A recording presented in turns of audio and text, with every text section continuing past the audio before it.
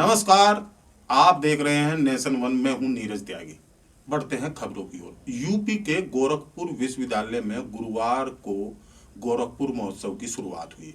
महोत्सव में राज्यपाल के न आने से मंत्री धर्मपाल सिंह ने कार्यक्रम का शुभारंभ किया। इस अवसर पर स्कूली बच्चों ने सुंदर झांकियां प्रस्तुत की। बता दें कि इस महोत्सव में देश के 8 राज्यों की पारंपरिक नृत्य की झांकियां प्रस्तुत की गई। अगर सुरक्षा की बात की जाए तो ड्रोन कैमरे से पूरे कार्यक्रम में निगरानी रखी जा रही थी। गोरखपुर महोत्सव पर समाजवादी पार्टी द्वारा विरोध किए जाने पर सिंचाई मंत्री धर्मपाल सिंह ने कहा कि गोरखपुर महोत्सव भारतीय संस्कृत, लोक कला और सभ्यता का महोत्सव है, समाज को दिशा देने का कार्यक्रम है। गोरखपुर के इस महोत्सव में तमाम प्रशासनिक अमले के साथ बीजेपी नेताओं और विधायकों का जमावड़ा रहा। पूरे देश में नाथ संप्रदाय का जो प्रभाव है, कर्नाटक में मंजूनाथ भगवान शंकर को कहते हैं, इसके बाद मतेंद्रनाथ, भूतनाथ और जो वर्णन आया गोरखनाथ से लेकर मां आदित्यनाथ तक, जो आज हमारे प्रदेश के माननीय मुख्यमंत्री जी हैं। सच में इसीलिए मैं कह रहा था कि हम सब लोग सभ्यता और आस्था को बनाए रखने के लिए ऐसे महोत्सव बहुत आवश्यक है, क्योंकि हमारे देश की सभ्यता हमारी आस्था पर टिकी है। मैं फिर पुनः एक बात के साथ अपनी बात समाप्त करना चाहूंगा। देश की दौलत सोना चांदी रुपया पैसा धन दौलत नहीं है। देश की दौलत धरती है और धरती पर बहने वाली नदियां हैं, जो इस गोरखपुर क्षेत्र से प्रभावित होती है, बदलती है, चलती है। आज इसी संस्कृति को, सभ्यता को अक्षुण्ण बनाए रखने के लिए ये गोरख महोत्सव बहुत प्रभावी होगा। गोरखपुर से प्रेमचंद की रिपोर्ट। यूपी के हाथरस में बेसिक शिक्षा विभाग के निर्देशन पर प्राथमिक विद्यालय में बाल संसद का गठन किया गया। वहीं छात्रों को भारतीय राजनीति सिखाने के लिए कार्यक्रम का आयोजन किया गया। सादाबाद क्षेत्र के विसावर गांव में स्थित प्राथमिक विद्यालय में इस दौरान चुनाव कराया गया और छात्रों को शपथ भी दिलाई गई, जिससे बच्चों में खासा उत्साह भी देखने को मिल रहा है। इस दौरान विद्यालय के अध्यापकों ने बताया कि छात्रों को राजनीति की जानकारी दी गई, जिससे बच्चों में राजनीति की अच्छी तरह से समझ आ पाए। बेसिक शिक्षा विभाग के आदेशानुसार बाल संसद गठन 2017-18 निर्वाचन पूरी प्रक्रिया के तहत कराया गया। बच्चों को शैक्षणिक कार्य से हटकर राजनीतिक कार्यों को कुछ मिल सके और वो आगामी समय में इन चीजों को सीख सके, कोई कठिनाई ना हो, इसलिए ये कार्य कराया है। प्राथमिक विद्यालय बिसावर में जो चुनाव हुआ है, ये एक हमारे अध्यापक हैं, बहुत ही मेहनती हैं, मिस्टर आदित्य प्रताप सिंह। उनकी मेहनत और लगन का नतीजा है। उन्होंने इस जो चुनाव प्रक्रिया प्रैक्टिकली रूप में जो विद्यालय के छात्र छात्राओं को समझाया, चुनाव करवाया, जिसमें प्रधानमंत्री, उप प्रधानमंत्री वगैरह इनका चुनाव हुआ। बहुत ही सराहनीय कार्य है। इस तरह के कार्य हमारे आदित्य ज़्यादा करवाए जाते रहे हैं और बहुत ही सराहनीय कार्य है। हाथरस से उमाकांत की रिपोर्ट।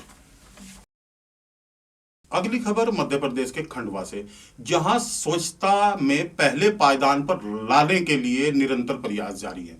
स्वच्छता सर्वेक्षण 2018 के लिए नगर निगम से लेकर जन सामान्य तक अपना योगदान दे रहे हैं। वहीं स्वच्छता का संदेश देने के लिए खंडवा नगर निगम द्वारा एक मोटिवेशनल फिल्म का निर्माण किया जा रहा है, जिसके माध्यम से लोगों को स्वच्छता के लिए जागरूक किया जाएगा। आने वाले समय में 2018 में मेरा खंडवा शहर नंबर 1 रहे, इसमें हम सब मिलकर रात दिन प्रयास में लगे हुए हैं और इसी के प्रयास स्वरूप हमने दिन में और रात में भी सफाई अभियान भी हमारा चल रहा है। साथ में अगर इस तरह का कोई कूड़ा कचरा करता है तो उस पर चालान भी बनाए जा रहे हैं।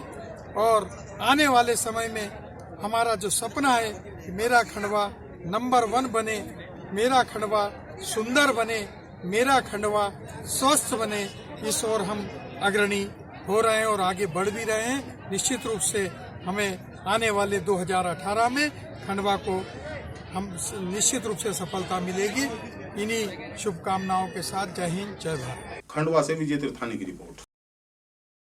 वक्त हो चला है एक ब्रेक का, मिलते हैं ब्रेक के बाद। सुबह की शुरुआत, रोजगार की तलाश,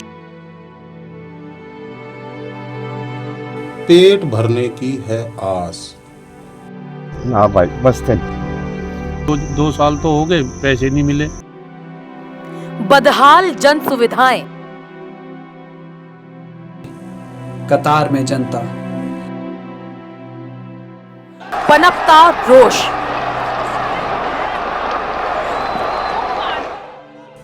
कहाँ है जनप्रतिनिधि? कौन उठाएगा आपके सवाल? हम उठाएंगे आपकी आवाज। नेशन वन, आवाम की आवाज सिर्फ नेशन वन पर। ब्रेक के बाद स्वागत है आपका। गुजरात के नर्मदा जिले के उतावली गांव में एक रोलर को बस में टक्कर मारना भारी पड़ गया। दोनों में टक्कर होने के बाद मामला इतना बढ़ गया कि बस चालक ने रोलर चालक से 25,000 रुपए जुर्माने की मांग की, जिसके बाद जो हुआ उसकी कोई कल्पना भी नहीं कर सकता।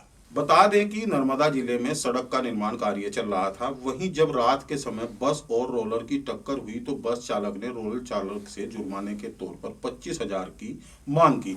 मांग पूरी ना होने पर गुस्साए बस चालक ने अपने साथी के साथ मिलकर फिल्मी स्टाइल में रोलर चालक और सुपरवाइजर का अपहरण कर लिया। वहीं मामले की भनक जब रोड कंस्ट्रक्शन कंपनी के मालिक को हुई तो उसने इसकी सूचना पुलिस को दी, जिसके बाद तिलकवाड़ा पुलिस ने चेकिंग कर बस चालक और उसके 5 साथी को गिरफ्तार कर उन पर मुकदमा दर्ज कर दिया। અમારું કામ ચાલે છે બુજીરાથી તિલકવાડાથી દેવલિયા, ત્યાં વચ્ચે ઉતાવળી કરીને ગામ છે, ત્યાં અમારું ડાયવર્ઝનનું કામ ચાલુ હતું।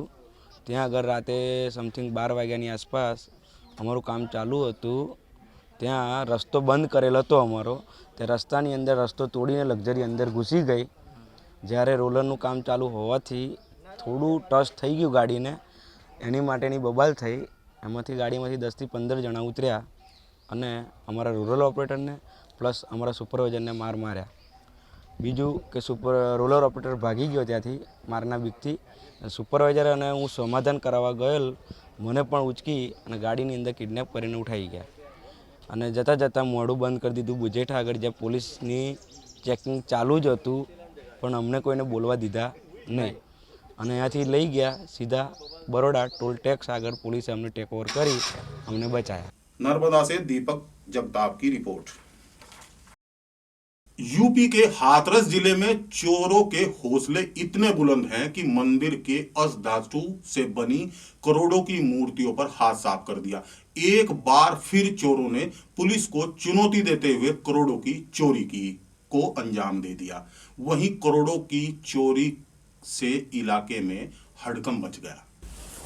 बता दें कि हाथरस के बरवाना गांव में बदमाशों ने रात के अंधेरे का फायदा उठाकर मंदिर में पूजा के स्थान पर रखी सैकड़ों वर्ष पुरानी भगवान महावीर स्वामी, चंद्र प्रभु भगवान और 2400 तीर्थकर की अष्ट धातु से बनी कीमती मूर्तियां चुरा ली, जिनकी कीमत बाजार में करोड़ों रुपए बताई जा रही है। घटना की सूचना पर मौके पर पुलिस पहुंची और घटना की जानकारी कर मुकदमा दर्ज कर लिया है और चोरों की तलाश शुरू कर दी है। रात को बच्चे जो है आरती वारती करने आए, तब तक थी यहाँ पे। उसके बाद में सुबह जैसे आए बच्चे, उसी टाइम पे यहाँ पर ताले वाले टूटे मिले हैं। तालों की चाबी लेके आए बच्चे, घर से चाबी लेके आए हैं, चाबी ताला नहीं, चाबी सारे टूटे हुए मिले। तो बाद में फिर हम लोगों ने देखा है तो वहाँ से महसूस हुआ कि ये ट्रैक्टर से जो है ये बदमाश उतरे हैं, वहीं से अंदाज हुआ पैर छप रहे हैं। पैर आपने देखा हुआ पैर छप रहे हैं। कितनी मूर्तियाँ मूर्तियाँ थी। किस चीज़ की बनी धातु की बनी थी, अष्टधातु। कोई पुराने बुजुर्गों की है, हमारी नहीं है, हमको पता ही नहीं है, हमने तो देखी है। आप नहीं, सूचना मिली है, सूचना पर मुकदमा बाकी जो हमारे डॉग स्क्वाड और फॉरेंसिक इसकी जांच करा रही है। अब उसमें कोई सफलता अभी तक नहीं मिली है। मुकदमा पंजीकृत करके आगे इसमें कार्रवाई की जा रही है। हाथरस से उमाकांत की रिपोर्ट। झारखंड के धनबाद थाने में एक सनसनीखेज मामला सामने आया है। दरअसल मामला फर्जी तरीके से नौकरी कर रहे होमगार्ड का है। आपको बता दें कि अमरेश कुमार नामक फर्जी शख्स अरवल निवासी झारखंड गृह रक्षा वाहिनी में 6110 अमरेश कुमार के स्थान पर धनबाद कार्यालय में कार्य कर रहा था। बताया जा रहा है कि झारखंड गृह रक्षा वाहिनी को गुप्त सूचना के आधार पर फर्जीवाड़े की शिकायत मिली थी, जिसके बाद गृह रक्षक कमांडर राजीव कुमार गौरव ने बताया कि आरोपी शख्स फर्जी दस्तावेज के आधार पर ड्यूटी ले रहा था। तो वहीं आरोपी का पिता गृह रक्षक के पद पर रहकर विभाग को चूना लगा रहा था। पुलिस ने अपनी जांच में पाया कि इस पूरे मामले में वास्तविक अमरेश नाम का शख्स भी दोषी है, जिसके नाम पर आरोपी कार्य कर रहा था। पुलिस उसकी भी खोजबीन में जुट गई है। वहीं धनबाद थाना प्रभारी ने बताया कि बाप बेटे को हिरासत में ले लिया गया है। अमरेश कुमार कोई गृह रक्षक हैं, उनके ऊपर आरोप लगाया गया है कि वो अपने जगह पर दूसरे लड़के को अपना नियुक्ति पत्र देकर नौकरी करवा रहे थे। अमरेश और उनके पिता जितेंद्र को गिरफ्तार किया गया है, उनके विरुद्ध कांड दर्ज किया गया, कार्रवाई। एक फर्जी गृह रक्षक का पकड़ा गया है जो कि किसी दूसरे गृह रक्षक के जगह पर कार्य कर रहा था। ईस्ट बसूरिया का पता दिख रहा है, यही धनबाद का है। धनबाद से कन्हैया कुमार की रिपोर्ट। छत्तीसगढ़ के सुकमा में पुलिस को एक बड़ी कामयाबी मिली है। एक वर्दीधारी नक्सली को पुलिस ने मुठभेड़ में मार गिराया है। इस मुठभेड़ में पुलिस को मौके से 14 बंदूक, 2 रॉकेट लॉन्चर, टिफिन बम के साथ साथ भारी मात्रा में विस्फोटक सामग्री बरामद की। बता दें कि नक्सलियों की मिलिट्री बटालियन के साथ सुकमा जिले के जंगलों में मुठभेड़ हुई। इससे पहले डीआरजी, सीआरपीएफ, कोबरा और एसटीएफ की टुकड़ियां नक्सल प्रभावित इलाकों में ऑपरेशन कर चुकी हैं। वहीं 2 दिन पहले कोबरा बटालियन, सीआरपीएफ एवं डीआईजी के जवानों से नक्सलियों की बटालियन नंबर 1 से हुई मुठभेड़ में एक महिला नक्सली का शव बरामद किया गया है। नक्सलियों द्वारा छुपाया गया बड़ी संख्या में हथियार एवं गोला बारूद भी सुरक्षा बलों ने बरामद कर लिया है। हमारे जवानों की जो पार्टियां हैं अलग अलग कैंप से ऑपरेशन के लिए निकली थी। इसमें बटालियन का जो कोर एरिया है, जो पूरे इंडिया में सबसे कठिन एरिया माना जाता है एंटी नक्सल ऑपरेशंस के लिए, उसमें हमारी पार्टियां ऑपरेशन करने के लिए निकली थी। इसमें सभी पार्टियां डीआरजी, एसटीएफ, कोबरा, सीआरपीएफ की सभी पार्टियां सम्मिलित थी। उनके साथ में सुबह सुबह 8 साढ़े 8 बजे के आसपास में एनकाउंटर बड़े केडवाल और तमालपाड़ के बीच की जो जंगल है उनमें हुआ था। वहाँ पे जब सर्चिंग की गई, जब पूरी फायरिंग वगैरह ख़त्म हो गया तो बड़े जो नक्सली काडर थे, काफ़ी बड़ी पार्टी थी, वो सालातों की तरफ भागे। तब जब फायरिंग ख़त्म होने के बाद सर्च किया गया तो एक वर्दीधारी महिला है, उसका शव मिला। कुछ वहाँ से हथियार, काफ़ी सारा पाइप बॉम्ब और सामान काफ़ी सारा रिकवर हुआ। सुकमा से ब्रजमोहन सिंह की रिपोर्ट। मेरे साथ इतना ही। देखते रहिए नेशन वन। नमस्कार।